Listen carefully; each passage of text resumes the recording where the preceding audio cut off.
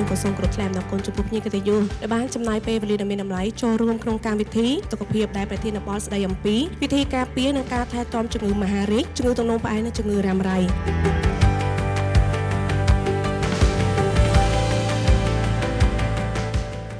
ការថែទាំមិនបញ្ចប់នៅត្រឹមមន្ទីរពេទ្យទេវាត្រូវតែបន្តនៅផ្ទះទើបធ្វើឲ្យអ្នកជំងឺទទួលបានពេញលេញ 100%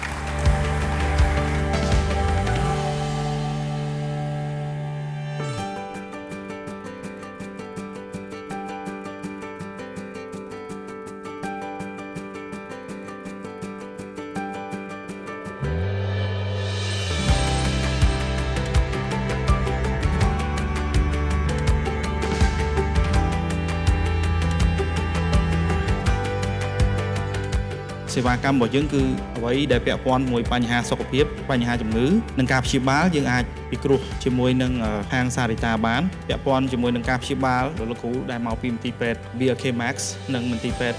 ផ្សេងទៀតនៅ Delhi NCR សារិតាគឺយើងចូលបានទាំងអស់ពាក់ព័ន្ធជាមួយនឹងបញ្ហាវីសាគឺ easy សម្រាប់ពួកយើងនៅខាងស្ថានទូតគឺគេស្គាល់សារិតាដោយសារ